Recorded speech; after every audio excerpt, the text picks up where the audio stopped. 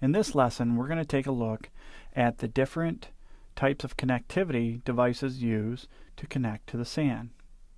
Traditionally, devices would connect to the fiber channel switched fabric at different speeds, and these speeds are a little bit different than what you see in your Ethernet network. For instance, as you can see, typical speeds today are 8 gigabit, 16 gigabit, and potentially later on up to 32 gigabit. And previously, they would connect at speeds starting at 1 to 2 to 4, and then 8, 16, and 32. Now, when a new speed comes out for fiber channel, usually the last one drops off.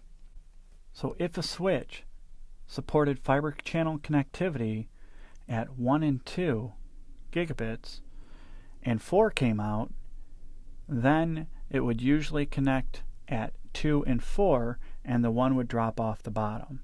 In most cases, the switch will try to detect at what speed the device is trying to connect at, as long as you have the appropriate SFP in the switch. So for instance, if you're trying to connect a 2 gig host, you want to have a SFP that supports maybe 2 and 4 gig in your switch. There are also different speeds that devices connect at over FCOE. For instance, 10 gig and 40 gig, depending upon the type of Ethernet connection that you have. Devices connect to the fiber channel network using port types.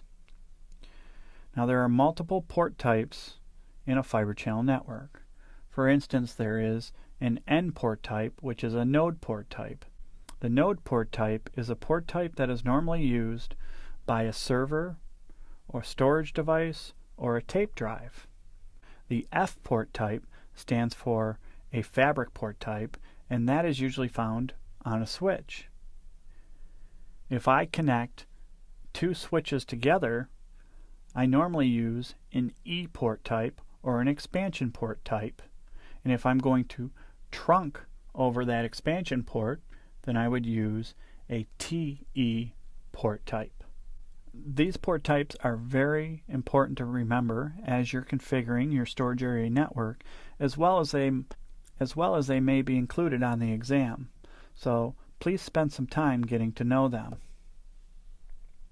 This slide is a more in-depth explanation of the different types of port types that you'll see on switches and hosts and storage devices that connect to the network. For instance, down in the lower right-hand corner, an end host or an end node that tries to connect to the fiber channel switch is going to present itself as an N port. The fiber channel switch will be an F port or a fabric port. In FCOE, we connect over Ethernet, and we actually create virtual instances of these ports. So you'll see right below that there is a virtual node port and a virtual fabric port, and we'll learn more about that later on. We talked a little bit earlier about expansion ports or ISL ports, how we connect two fiber channel switches together in the upper right hand corner. You can see that I have my E port or expansion port. I also have my trunking expansion port, which is the second one down. And then finally on the bottom for FCOE, we create a virtual E port. Hopefully you're seeing a pattern.